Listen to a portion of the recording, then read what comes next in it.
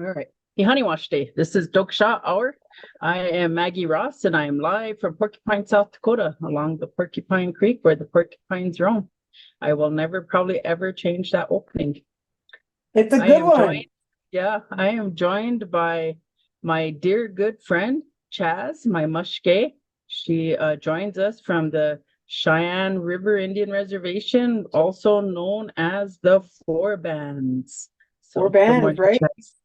Eagle Butte. And I actually saw a little porcupine roaming this morning on the way up. I saw a little porcupine all by itself. And so it's nice to see. It's been a big week. I said before I have a list of things I'd like for us to talk about because um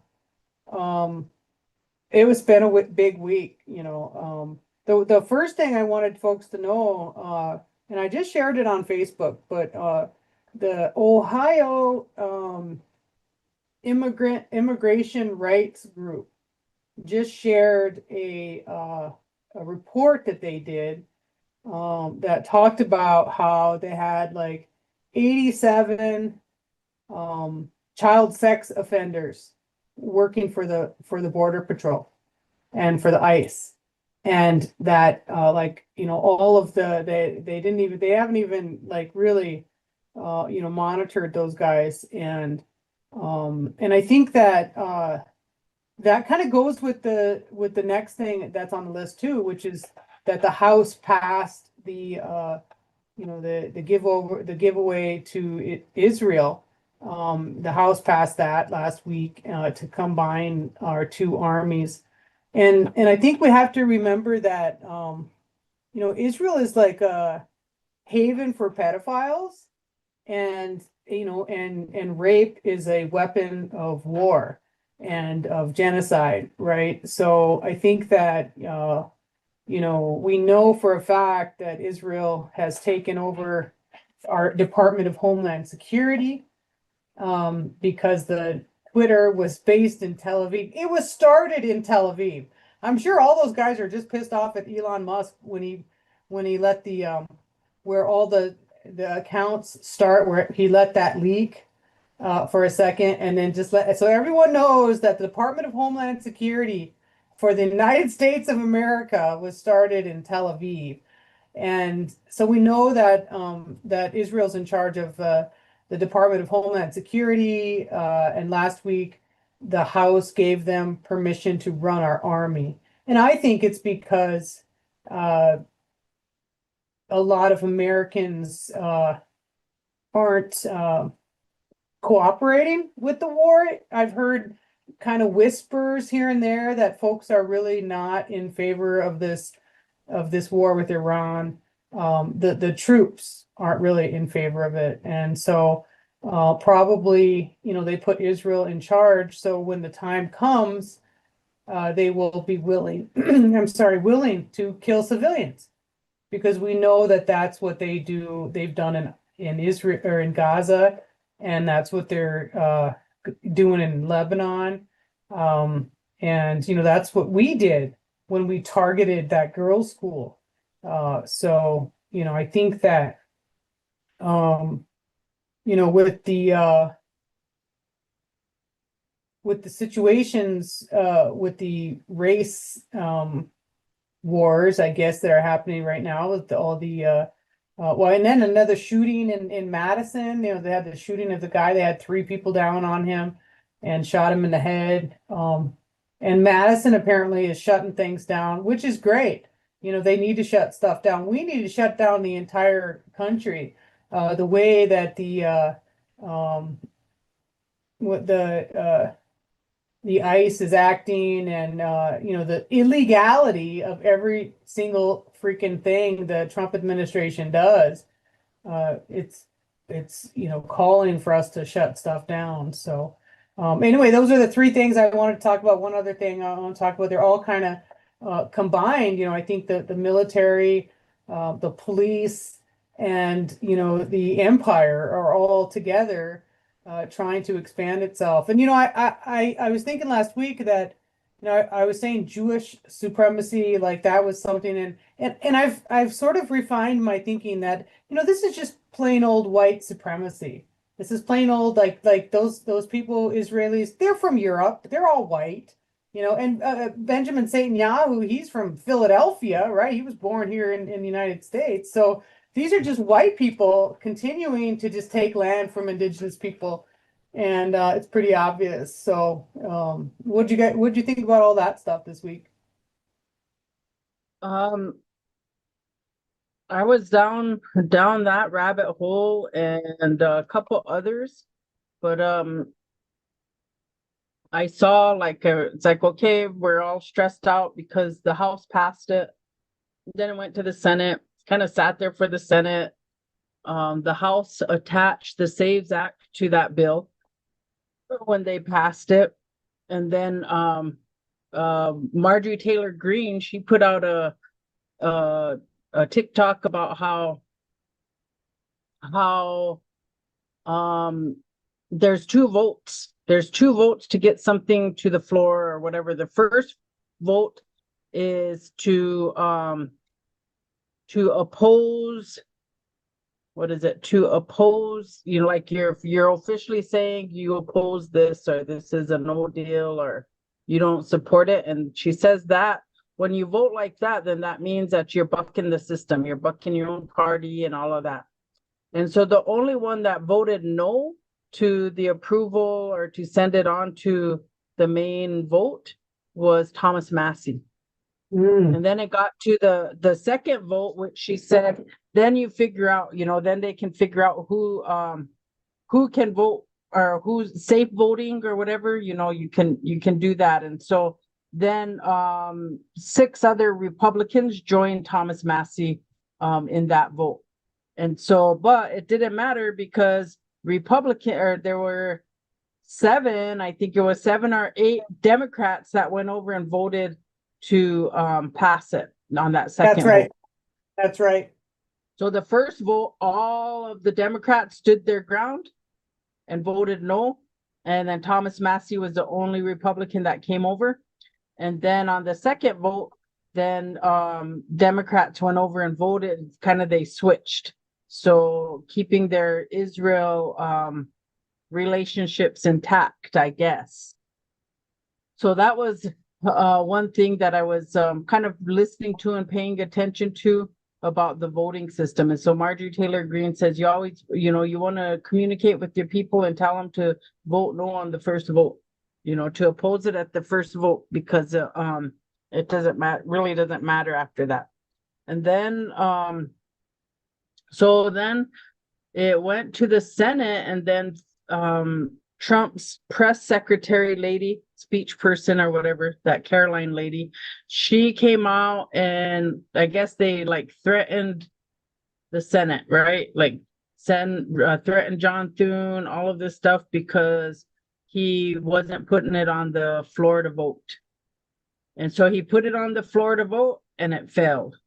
So he voted yes first, and all 51 senators, not all senators, because Mitch McConnell is in a morgue somewhere, Josh. I shouldn't say that. In the spirit world. Yeah, he's in the spirit world now. And Lindsey Graham, and so there's people but it was 51 to 46 or something like that. And so they didn't get the 60 votes. And so it failed. And so then what John Thune did was he changed his vote to no, so that he can bring it back later. And so it's like we really need to stay awake and paying attention, because they're going to bring this back whenever they think nobody is paying attention, and then pass it. And so I was really disappointed. I was really, I know sometimes I could be hard on Thune and Rounds and Johnson and stuff like that, but there's times when I just really, I know it's all politics and stuff and they're doing their political things, but I was really hoping that they would not do that. They would say, no way. And then it it like saddens me because I think that South Dakota, what's wrong with you people? If you guys are allowing Thune and Rounds and to vote like that, what's wrong with you? I thought you were America first. I thought you were you were among the people that were in the center and stood the ground. But now it looks like you are not standing the ground, and it's left to us Lakota people and Dakota people in South Dakota to try to raise Cain about it. And so I don't know. Like, you guys are all talking South Dakota. You all want to stand and say stuff and be tough, but it looks like you guys are just all weak buffoons, and you're just going to do whatever and bend it over for Israel too. And so I don't know. I'm pretty disgusted, South Dakota. Yeah, So that's but where I am. yeah, there was also a couple of polls that came out about Israel. I don't know if you saw that, but there was like a 50-point swing since December of 20 or October of 2023. So there used to be a favorable opinion in the United States of Israel. Now it is not, for Republicans and Democrats. And for our elected officials to continue to vote against the people shows exactly how they're bought and paid for. I just want to say too, in Michigan, Governor Gretchen Whitmer endorsed the AIPAC senator in Michigan, and everyone over there should be supporting Dr. Abu Sayed. He is the other senator, Kevin. He's very kind of mini Mamdani, if you will. And also, in Minnesota, I was very happy to see that Peggy Flanagan was not. She actually is in favor of the state of Israel. She's not in favor of breaking it down like some of us are. But she's not in favor of further aid. And she's definitely not the AIPAC candidate in Minnesota.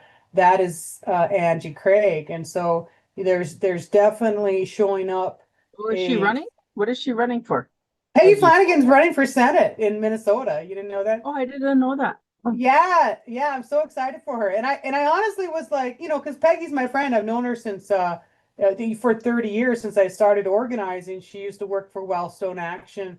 But she's pretty, since she was working for the governor when because she's shilling. Yeah, well, Waltz, he's anti, he was pro mining, and he did a little bit over there, but he's a very big corporate governor as well. And he's not going to shake. I actually supported someone when I was over there in Minnesota. I actually supported someone else in the caucuses and not Peggy, which is crazy for me. But my number one issue is water and the people, and I think that at that place in Minnesota, the governor that I was or the person I was supporting was like, she was anti line 3. And Governor Waltz said, I'm line 3. So I was really confused as to why Peggy was even, sitting with Waltz in the first place. She should have been with that other one if that's who she wanted to be with it, So, she is a player. She's been in the Democratic politics for a long time, but she's not the AIPAC candidate in Minnesota. So all of you Native folks who are watching from Minnesota, get your butts out and support her, because she's a cutthroat type of person, man. Like, even if you're just gonna go stand over there and like whatever, I'm like, forget you. Look at Jasmine Crockett. Look at what she's done. Yeah, man. Everybody is over like, you're racist if you don't support her, and screaming around at Texans or anybody that spoke out against her, and they just sing all these things, and I'm like, how am I racist? But I was just going by based off of the things coming out of her mouth and that's the right. things that she was supporting. So that told me who she was. So I wasn't supporting Jasmine Crockett. And then here she comes out, she's supporting everybody that's Israel. All the corporate Democrats. Yeah. And then she even supported that Haley Stevens over Abdul. So yesterday I was kind of watching all of that, and I'm like, Well, that makes me mad. So I went over and donated to his campaign. Yeah, no, that's Like, nice. I, whatever, I, people, I'm gonna, because they're like $30 million in yeah, to make sure she wins. $30 million in, and here's the doctor, and then they're saying to him, "Oh my God, they're trying to make him release your personal finance, disclose." So the PFD that they messed up on the flyer, it's supposed to be disclose your personal winner. I think it said Abdul Al Shahid, um, open or so. Anyways, it's like your personal finance disclosure. So they're over there trying to make him tell them about, where he is in taxes, or what his annual income is, and she's over there with $30 million or what? yeah, no, and I mean, he's a doctor, and Muslim people are good people. They're not like out there trying to steal. And I'm not saying that they don't even charge interest, right? Like they're very community centered people. But and I think this is so good for us because APEC is showing itself, and the corporate Democrats are showing themselves, and anyone who trusts anyone in the Democratic Party is not paying attention. And the fact of the matter is we have a uniparty, and they're both controlled by Israel, and they're kind of both controlled by Russia too when you think about it, because John Thune has been taking Russian money in the form of the Heritage Foundation and the National Rifle Association since 2004. When that election that he got into in 2004 was also, and I'm going to continue to say this and talk about it everywhere, because it was the first time I ever witnessed political violence like the Trump violence that we've seen since the storming of January 6th. That came from the Heritage Foundation money, that CPAC money, where people are being forced or helped and supported with their racism. Like this is all racism. They're continuing to fund the white nationalists so that the political donors. And the other thing, this whole ICE stuff is all just so those two big private prison donors can make their money. I think the Geo oh shoot, what is it? There are two big I'm gonna search it out, but the two big private prisoner corporations who donated heavily to the Trump administration now are making millions and millions of dollars off of these ICE escalations, which are based in racism. I think that South Dakota and the United States is fundamentally it's a race-based society. The same what they're trying to do in with the same thing that they're doing in Israel. It's already an apartheid state there. There's already second-class citizens, and you can tell who the second-class citizens are in America.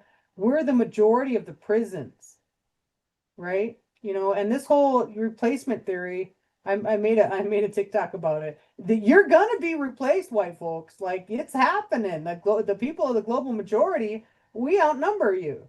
And I think this is like their last big hurrah.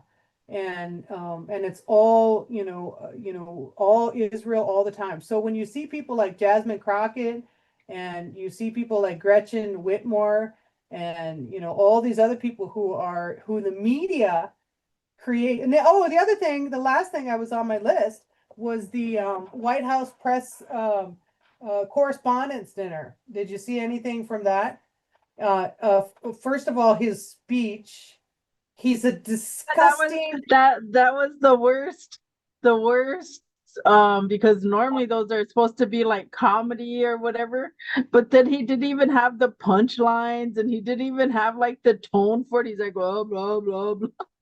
What and what Like, what the heck is that? what ugly humor they have. Like his favorite. Remember, he was like, "What? That was the most favorite part of it." What, where they were talking about making love? Like, what kind of sick, disgusting It's man like, what the heck? Like, like that? who does that? And he told on himself that the ballroom is a bunker. He admitted that because he's so demented that he doesn't know what the hell he's saying. So he admitted all the stuff. I mean, and I don't know why they get him on, put him in front of the cameras. Like, dude, like he's obviously, not with it. And yet they keep throwing him up there. And I do feel like in some ways that the CIA and the NSA, like their goal is to get us into a race war here. And so they can lock us up. They're building prisons and they're doing all this stuff, but eventually they're just going to be rounding us all up. I have no doubt in my mind if the people don't step up and do some kind of shutdown or whatever. I was really happy to see that in Madison, they shut things down. I think things are still shut down. They were walking. One of the creators I was following talked about how they were going to disrupt. And this is so America, right? He said he was walking with some black women, and he was walking toward the Capitol, and he was like, "Oh no, we're gonna disrupt the music at the Capitol or something, some kind of orchestra event that they have at the Capitol that was supposed to be happening where people are eating filet mignon and drinking wine and all of this stuff." And so the people interrupted that celebration, and the creator that I was following, the non-Indian guy, the white guy, he said, I was really happy that I wasn't sitting down and I was with the people and not like with the people attending that concert, but because apparently he's been to one before. So, and his friends, he knew people that were on there. But I think that there's a real dividing line between, Washichus that are willing to put their bodies on, or white people, because I do think there's a difference between Washichus and white people. I think Washichus are greedy and racist, and I think white people are just, they got no melanin. And because I think a lot of Indians, we can be Washichu too. We can be super greedy, and we can destroy each other. And a lot of I think now our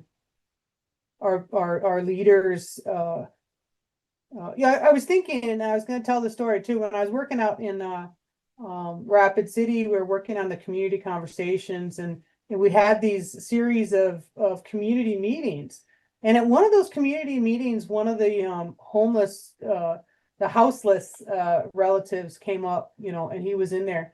And one of the kind of, I guess, ambitious, forward-centered Indigenous, or Lakota men, tried to kick him out, and tried to kick him out of that meeting that we were having. Everyone was welcome. There was no kind of whatever, but the man looked like he just came off of the street, right? Like a lot of our people. And so that guy, he tried to kick him out. That guy tried to fight me later because he was obviously a misogynist later on.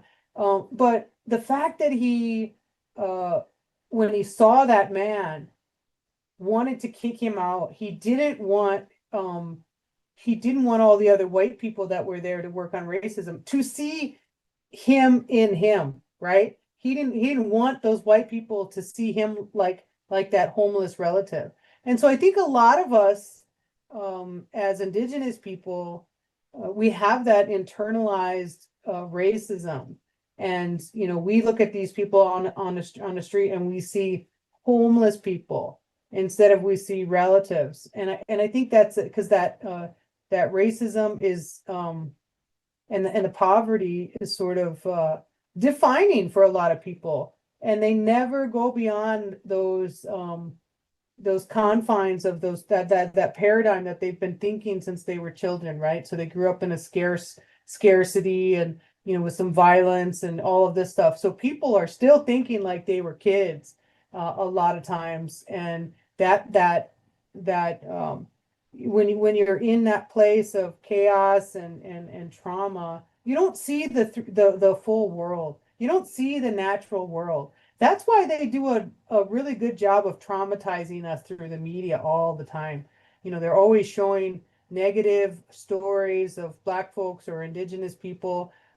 So everyone can be reminded that those people, that we're like that, we're like that. And so those of us who are, functioning in this, in this rat race, we look at those people and we're like, oh, you can't you do any better? I'm doing good.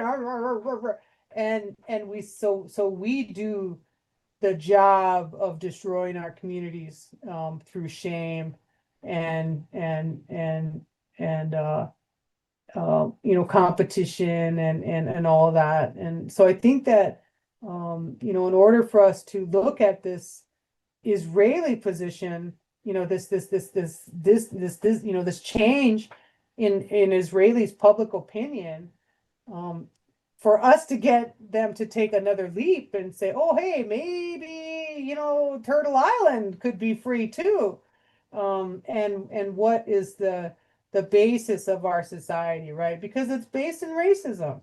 The whole, it's a lie, and it doesn't exist for the majority of the people in America right now, right? I mean, I don't know, are white people the majority still, or I forget. I think so. Yeah. They're but they're close. I think it's like people of color we're very, very close to coming over, toppling him. Yeah, in South Dakota, I mean, we're still just 20% of the population, right? So, so that, uh, that's a huge insurmountable thing. 30 years, they say, we're going to be we're going to be the majority. But are we going to make it to 30 years? They continue to we don't get health care. They're feeding us this processed food that's full of poison, and the the reason why we don't have health care is because of racism, right? We don't have universal health care is because they don't want to take care of people of color. They don't want us in their society, and that's why they're rounding us up, right? And until we have more people who understand that and want to, challenge their neighbors and their uncles and their cousins and their grandmas who are racist, things aren't going to change. And it's really frustrating, I think, in so many ways, because, we're living in a whole nother world than some of these people. You know what I mean? We see things, you and I, we wake up every week, every day, and we're worried about what's happening in Gaza. And some people, they don't even know where Gaza is, Because they don't see it. I mean, they wake up worried about what's happening right now in front of them. And so like it's really, really a tough time on the res where you don't have the luxury to be thinking and caring about others because you're struggling to even just care about yourself and or what is in front of you. And that's even for our children, like our children are struggling, a lot of community violence going on, all of that. Like how do we address those things? And it's kind of like what you were saying in regards to Thune and the NRA, that whole push for weapons and having weapons and doing all of that stuff. And so like on Pine Ridge, we know that when they had that COVID money and they were dispersing COVID money, there were a lot of guns being bought. And we know that our youth now have weapons, they have guns. And so those are things that are happening on our reservation here. And the youth violence is really outrageous. But then also it's because, it's the same thing that happened in most other impoverished communities or whatever, like you're trying to build a system, right? So we know that the gang life, gang life on the reservations probably started at least here in Pine Ridge in the 90s. And so when that happened, it was a couple of our own relatives who went to prison. And so they were in prison and they got introduced to gang life or whatever. And so then they came back to the reservation and they started the recruitment process. And so, like what I recall in the 90s, like the two biggest gangs were the nomads on our reservation, anyways, the nomads and Prairie. And then it kind of branched out to other things. But in Rapid City and South Dakota right now, the largest native gang is the Boys. But so all of this stuff comes out of the prison systems. And so once they started creating and restructuring, so when you have neglect at home or abuse at home, then you get all these this recruitment process that they're grooming these young boys and young girls to join into this criminal enterprise. And so then they also know that because you're a minor, you're going to go to juvie jail. You're not going to be tried as an adult. And so it's like you're not going to be for life in prison if you were an adult. And so there's like all of these different things that had happened with guns, drugs, and gangs on our reservations. And so really taking that message from the 90s. So how many decades are we now? Maybe three decades? Yeah.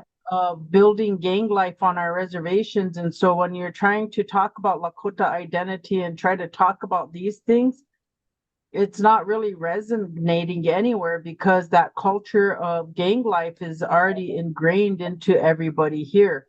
And so you might have like a family that would normally stick together. Well, then they may get overrun and by the gang lives, So there's a lot of that element happening on the reservation, and you think about those guns, and so you have politicians that support guns without putting any kind of regulations on them and saying who, what, when, where, and how. And then you have these climates. So like Kristi Noem right now can go around and make her big accusations about the cartel and the mafia, all of that being on our reservations, but they absolutely fail to acknowledge how do they get onto reservations. They're driving on state and federal roads. That's what gets you to the reservation. There's no like secret helicopter flying in and landing you down or some airport. They're not landing at Pine Ridge Airport. They're not landing at Eagle Butte Airport. They're not landing like that. They're driving in, and they're driving in on these roads. And we also know that you go back, and so this is a part of that process of taking or destroying our life, right? Destroying our families and destroying our culture. Yep. So if you go back, and there's a book called Chaos, and this book is about Charles Manson, and it talks about how the CIA was involved with Charles Manson and drugs and doing all of those things at that particular time. So they were involved. The CIA was involved in this, and it's known that they were involved in it. But it was also through is not real being involved so that they can destroy the American culture. And then you see there's a old article that was going around about Satan Yahoo saying that the goal is to destroy the fabric of the American way of life. And so by doing that, you're going to introduce all of these bad things into the culture. And then now they're at the place where they're buying up all the politicians and they're doing all of this stuff. So now they're really dismantling us because they're trying to get us to all our money just goes over there. So we're the working slave or whatever for the Israeli life. But you think about all of that stuff and how that affects us. So the intent. And so when you get like these conspiracy theories and stuff like that, that's because the federal government is trying to take as many people as they can down. That's right. That's right. They have a target on our populations, and it has never stopped. They've never wanted us to become a part of the fabric of identity. That's why we're still called Native Americans. And we're still Black Americans, Asian Americans. But who's an American? You know who's an American, but Asian American, everyone else has got to be have a thing on there. And I wanted to say, I've been I'm an abolitionist. I think that we should get rid of prisons. I don't think that we should have rapists and all those guys running around in the general public. Hell no. But I think that prisons are a tool of the CIA and the deep state to continue to destroy Indigenous and Black families in this country. It is a absolute policy objective, and so is poverty. They don't have to have poverty, but we do because they want us to feel less than, they want us to understand that we're not a part of the American dream, right? We know that. We know that by so much, but I wanted to push back a little bit on something you said, something about criminals or something you said that got me fired up, and I was like, the United States is a whole criminal operation, right? Like they freaking Right. they stole our land and they enslaved these people violently. People think that, oh, I was all because that's what they're told by the Houghton Mifflin, scholarship books written by the IDF, right? Our textbooks tell us, oh, it was all so nice, and the slaves, they were mostly happy and just picking their cotton, hanging out, eating watermelon, right? And they were literally, cooking people and eating them, right? They had a policy of rape. Whenever they let the soldiers go crazy, and now we're seeing the sick, perverted, demons that are within the IDF. The sick and the stuff that they do. They're raping people with broomsticks. They're targeting people in their genitals. They're doing these kind of abhorrent things because that's what demons do if they are not controlled. We do not want to be controlled by the IDF, but guess what? We are. We are. The most of the media has done us a horrible disservice, and I want to go back to the White House press corps to say that those correspondents that went to that thing, they're playing along with the charade that this man, President Stinky Pants, is a qualified a person who is doing a job for us, our people. He's not. He's a stick figure up there. He's a disgusting stick figure who is on the head of the criminal enterprise, which is the United States. The people, the good people of America are getting upset about, the Trump thefts, right? They're all the families, they're getting money from every single thing that they can. And they're all like, oh no, that shouldn't be happening. So white people are really outraged, like, how dare they be stealing? Well, that's what you did from the very beginning. Like all your wealth comes from the Black Hills Gold. All these guys around here, all your wealth comes from stolen land. All your wealth comes from our resources that you stole, and yet we're the poor people. So, like, we always have to remember the violence that we live on every day. These people have been generationally criminals.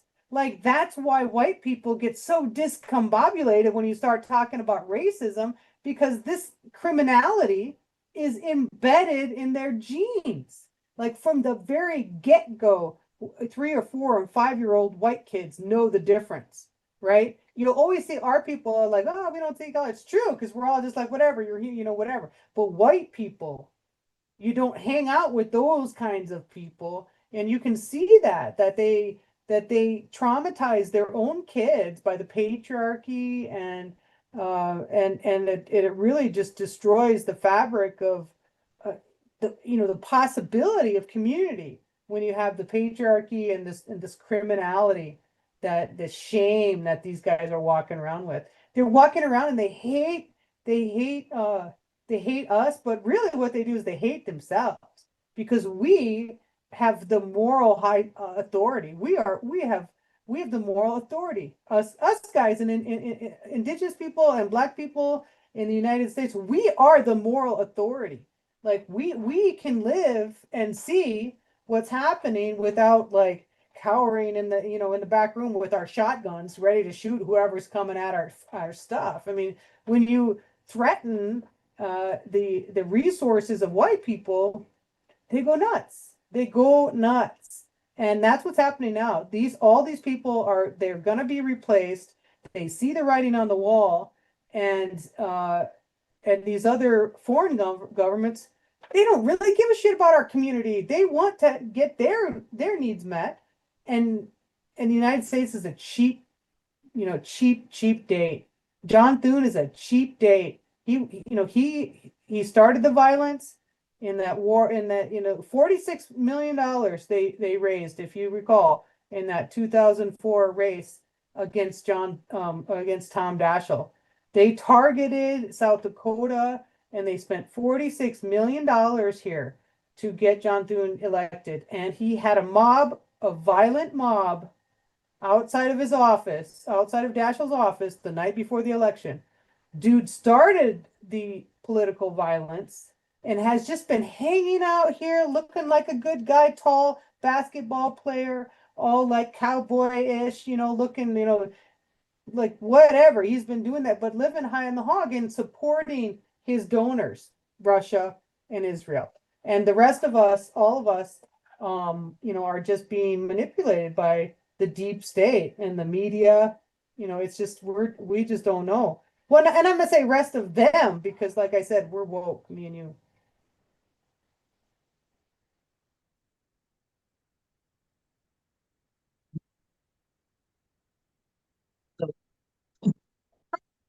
So like, I think you got all descriptive about Thurston. Like, remember when he was just a guy from Myrtle, South Dakota?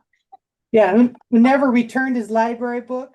Remember, he was such an innocent little guy, but really, he was a staffer for Pressler. He went to Washington, D.C., he learned how to manipulate the system, and now he's, been supporting his friends and his donors since then.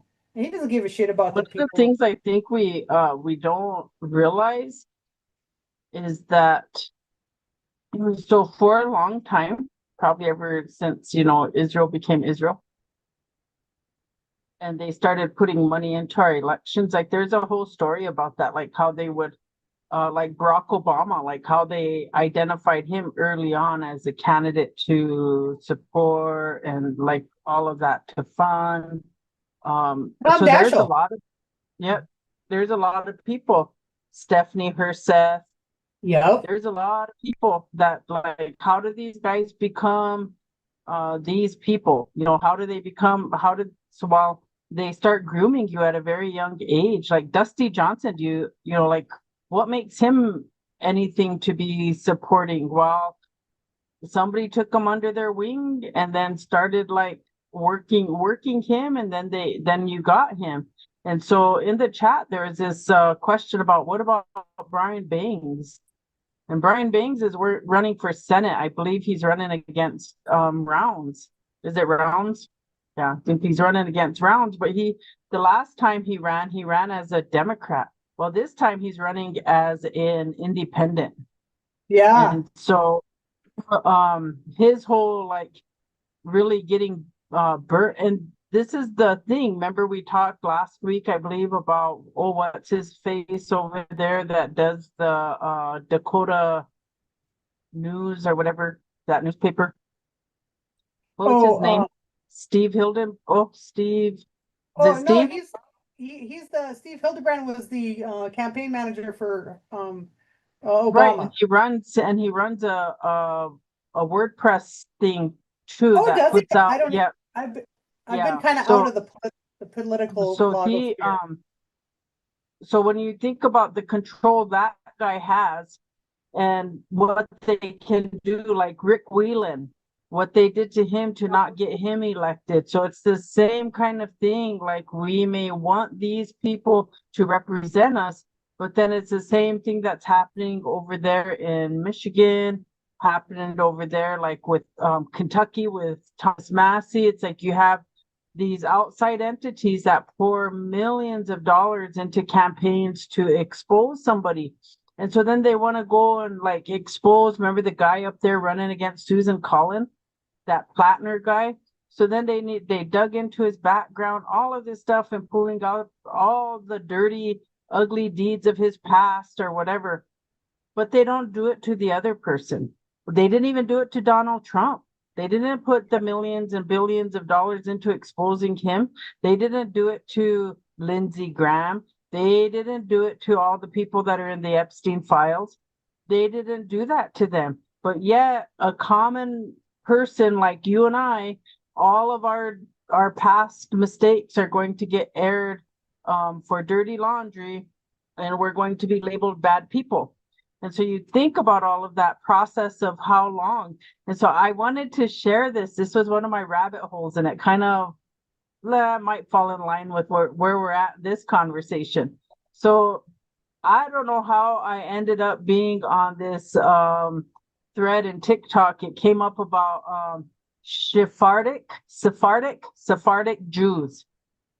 So I'm like, oh, okay, well, I'll check into all the different types of groups of Jewish people or whatever. And so I'm watching about the Sephardic Jews and about how the whatever those guys are, the Ukrainian Jews, Ashkenazi. Those guys. So the Sephardic Jews are Jewish people that are in the Middle East. And then they may have gone as far as like Italy or whatever, but they're mostly in the Middle East. And so the Ukrainian Jews don't like those types of Jews. So then they really like limit. They don't even give them the same affordability as a citizen of Israel, all the benefits or whatever as they will the Ashkenazi. And then they even talk about the DNA sampling. And so their Sephardic Judaism bloodlines are often really clouded and like they'll show up to be 1% or something, and then they make it for these Ukrainian Jews or whatever, to be the most popular or the only Jews or whatever. Anyway, so I was down that rabbit hole, and I was like, oh wow, this is interesting, because we know everything can turn out to be tribal, right? Like you get your disagreements, and so everything isn't all love and whatever. So we know there's the Talmud Jews and the Torah Jews and, whatever like that. Well, then, as I'm going through the rabbit hole of the Sephardic Jews, comes this discussion that Christopher Columbus was a Sephardic Jew. He was not even Italian. He wasn't any of these things that he was promoted out to be, and that he was a Sephardic Jew. And so then I'm like, oh, damn, I'm going to be anti-Semitic because I'm going to say something about this. So like even back then, so people have been saying, who owned those slave ships? Who owned all of those things that happened? And so when they talk about the new world, going to the new world and discovering all this new land, so now it's like, okay, it's connecting to me now, because you have the Ashkenazis thinking that they own America as well, right? So God willed it to them. Yeah, but oh my God. But I think that it's easy for us to say that that it was because he was Jewish, and because but what we have to remember, it's because they're white, right? Because they're white. Because he's Jewish. No. He's still white. They're still white, though. I'm blaming. Well, no, I don't, because I think that Christians and Jewish people I mean, religion is a cult, right? Religion is a cult. You believe these things and you do all these things. And I do understand that Jewish people have been kicked out in history from Europe over and over and over and over again. And what are some of the things that they don't like about Jewish people? Number one, they have community, right? They have their own, they take care of themselves, they take care of each other, and that's good.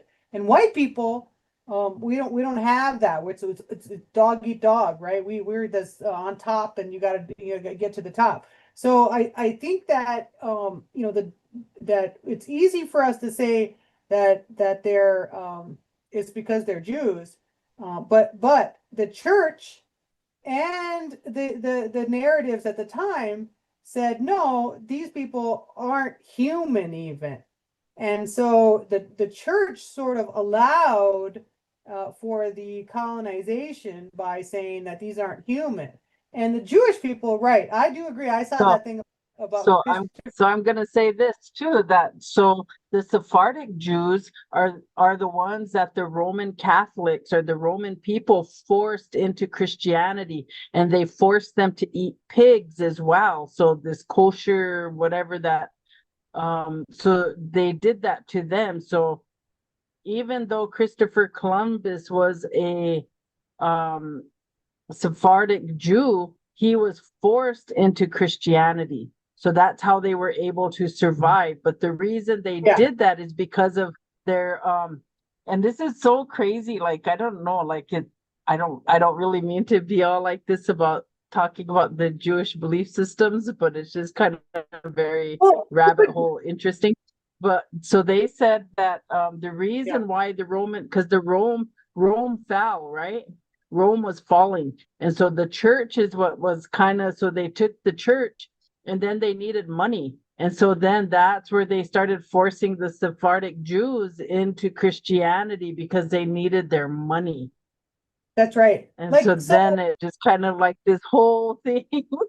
it's all I about never looked at history from this lens. So I feel like capitalism is the vehicle for all of this other stuff because they couldn't have done anything to the Jewish people had they not had all the money and all the swords and all the soldiers to kick them out of all their towns, right? Like it's all about violence and it's all about power. And who was the powerful people in Christopher Columbus's time?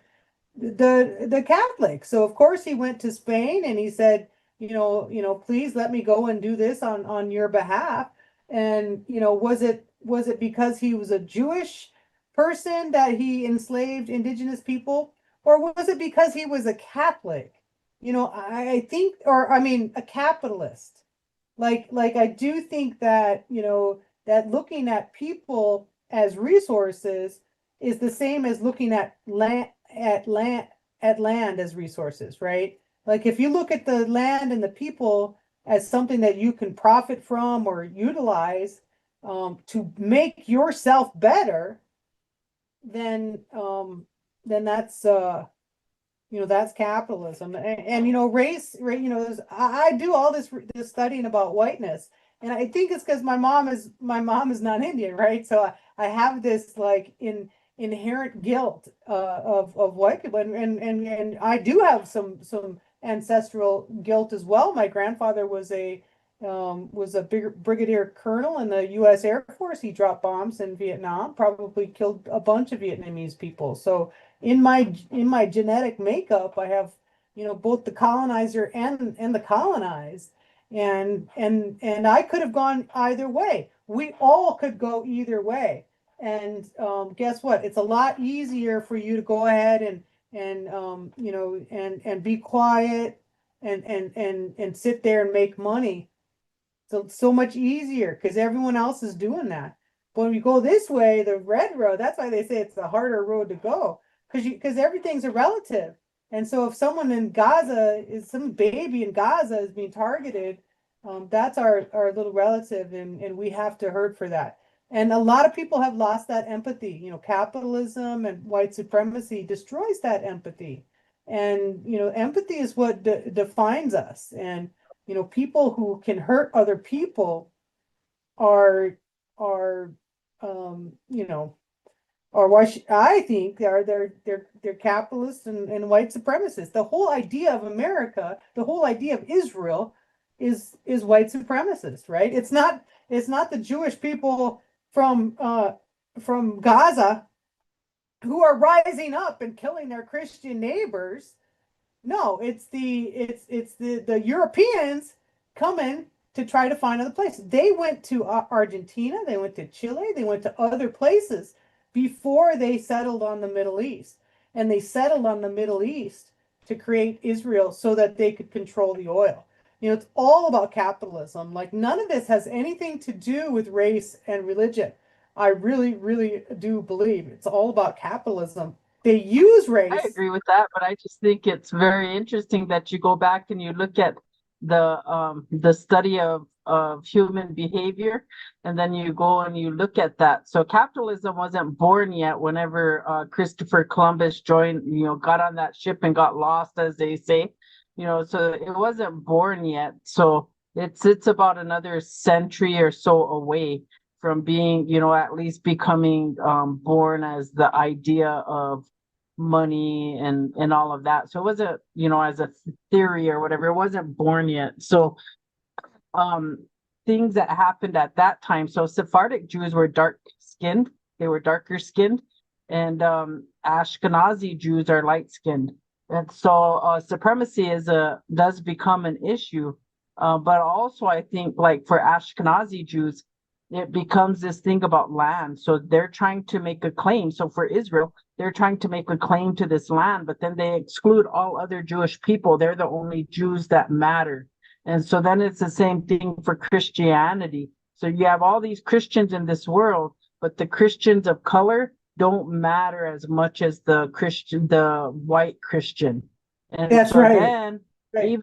even in that, in the place of Christianity, it's not even so, like how you have the Jewish belief of the Torah and the Talmud. So in Christianity, you have the belief of Jesus himself and the way he walked and the words that he used, and then this other form of Christianity that's tied to Judaism. So Judo-Christianity, which doesn't even exist. There's not even but they made it exist, right? They changed Bible, they, indoctrinated preachers and all of this stuff because they need this message. They need to justify their actions. And so then they do that. But if you're actually a follower of Jesus, you wouldn't be doing that because Jesus didn't do that. He was about love, humanity, compassion, all of those things. And so he wouldn't have been about that. And so people would even say that if Jesus was reborn today and he was an immigrant and he came to America, we would not let him in. We would put him in prison. He would be all of that. Like he might even be the baby that Trump throws into Lake Michigan. So That's right. there's like all of that stuff. And so it's truthful to say that we become divided by skin color. We become divided by belief systems. We become divided by economic systems. We become divided by that, all of those things. And it's these billionaire people who have found ways to manipulate and do all of that to divide people. So identity politics gets born in the 60s, 50s and 60s. Identity politics becomes born. And so that's where you and I would talk about our like my grandfather, your father were Republicans. But then that shift occurred. And so we look at all of that stuff. And so you look at division versus human behavior. So if you had to look at that human behavior where you were talking about Washichu, and like the origin of that story was talking about these hungry white guys that were watching these Dakota women dry their meat. And on this one drying rack, they put the fat of the meat, and then on these other ones was the meat. but they had the fat of the meat on that drying rack. And then so in the middle of the night or at night, they stole that fat because they were hungry. They probably thought it was the meat, but it was the fat. And so then washichu then becomes that word, right? And then it describes the behavior. So washichu is describing the behavior. It's not describing you based off of your skin color. We may do that now, but it's describing the behavior that you're a fat taker. And so that can go on and on and on. So yes, we as Lakota people could be washichu as well, because we become greedy, and then we become hoarders, and we become all of these different things. So which is outside of our Lakota belief systems. Sorry for the rant. No, I agree. I agree with all that, and I think that I just wanted to say, identity politics too was created so that the Civil Rights Act and Civil Rights Movement would stop, right? So they elevated Martin Luther King, and instead of all of the people getting to rise up, they rised up a few of us, right? Just like right now, Jay-Z, who's the big rapper guy, he's out there working for Target, who everyone's boycotting. But so we're at the end of identity politics too, because no one cares anymore about Oprah or Jay-Z or Beyonce being billionaires. We just want healthcare, right? It's like we're at this point where no one, we're stopping, we're to elevate, these greedy people, and we just want all of us to have enough, and that should be where we're at. I mean, I think that goes along with our, holding our elected elite, or our leaders accountable as well. And before I go, the 2020 census, which we know it is not accurate a lot of times, but it does say that white people are still 60% of the population. So if you cut that in half, so 30% of the population is probably not racist. So, but the rest of them are half of them. So white people are 60%, Hispanic or Latino, which is maybe why they're trying to target them so much, 20% of the population, right? Black or African Americans, 13% of the population. 13% of the population, like 70% of the police deaths, right? That's what it's 13% of the population. And I should look at that, but I'm just making that up. But I would think that's what it is. Imagine just being 13% of the population and probably 80% of the prison, something like that, just like us. And then American Indian, Alaska Native were 1.3% of the population. So that's, there's 350 million of us. There's roughly 3.8 measures of us all. So, I think that tell you something to that statistic that you just said. What? So one of the things that the Jewish community will say out there, like this is a Satan Yahoo thing, is that he would say that the Jewish people are the lowest minority. So they're it's kind of like they're leaving the earth. They're 2% of the world population. And I'm like, really? I think as Indigenous people, or Lakota people, and people of this continent, we could say different.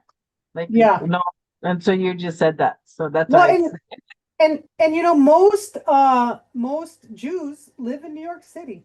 They don't live in Israel. They live in New York City, and New York, and they just elected Mamdani to be their mayor. So Jewish racists. I know. I love it. And that's the thing too. Like, I don't mean to be like that, because I don't judge people based off, but it's just like telling the story of history. Like, oh my God, like you go down these history rabbit holes, and you're like looking and reading and listening and trying to look at these facts about things. And then it's like, gee, so like my point of all of talking about Christopher Columbus and that, like, there is a strong narrative that is out there about how the Jewish people are the ones that destroy the world. That's why they destroy everything they touch. That's why they're always getting kicked out of countries.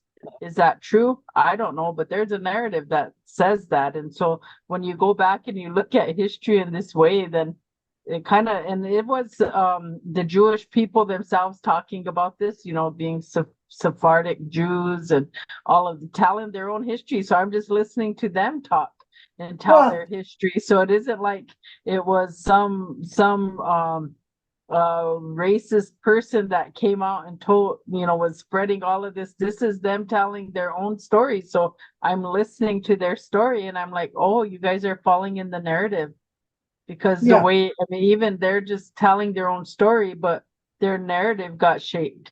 And so the more they talk about that, like Christopher Columbus and all of those things, like, well, then you're making that fall into this story because that's what they blame Jewish people. It's the Jewish people's fault. And so even yeah, in this Judeo-Christian movement, it's a farce, because yeah, the Jewish people on the Judeo side, they call the Christians goyams. And then on the Christian side, they're calling those Jewish people like Satan, like they're evil, and Christ is going to come back and destroy them. And so they're both, they create a religion, the Judeo-Christian religion, and it's all like a farce, because it's just they want to destroy each other, but they're being fake friends or fake allies and saying, well, we'll create this and we'll walk this, and then, but in the end, the Jewish people are saying God's going to destroy you, and then the Christians are saying Jesus is going to destroy you, and well, it's just kind of crazy. but not all. Now, and I want to say too that not all Jewish people, because some Jewish people are ethnically Jewish and may not even practice the religion But those are of the ones that are saying it, right? The ethnic yeah. Jews, because Well, but some of they're them, but some, claiming it. well, yeah. I do think this is that's accurate. It's totally accurate. If you go through history, I go through history on my show, and every other day there's a story of Jewish people being kicked out of Europe. But behind that, or of the cities, but behind that story is that, Jewish people aren't allowed to own property. So they had a lot of money, they were merchants. And then the rich, the people who ran the village or whatever would borrow money from the Jewish people, and then rather than pay them back, they would just kick them out of their city. And that happened over and over and over again. And so I think that, no matter who it is, the rich people shape the narrative. And if the narrative is, Jews are bad, Christians are bad, well, Jews are good, Christians are good, indigenous people are bad. Indigenous people who protect their land are terrorists, and that's where we're at right now. We're at the place where we're all terrorists, and everyone else who has money. We've been terrorists are ever since existence, man. We're savages. They put us in that governing document. We're savages. We're Day never one, friends. They never since day said, one. yeah, they never said these are our friends. They said these are our savages. These are the people that we have to forever demoralize and dehumanize, and write them in this document that's going to last for 500,000 years, that they're savages. So in 500,000 years, people will look back and ask their grandma and grandpa and say, what was a savage? And they'll say, according to this document, it's those people there. They're That's right. savages. That's why it is so important for us to hold on to our oral histories. We have to know the histories. We have to know our histories because they're going to change it. And it's not, and we need to know it. So that's so important. We have to remember our histories. So So be a proud savage. that's Wear your right. That's badge. right. Wear your badge. That's right. All right. Well, we'll see you next week. Yep. Thanks, Chaz. It's always good. It's always a great conversation. This was a good one. Okay. See you. All right. All right. Doksha.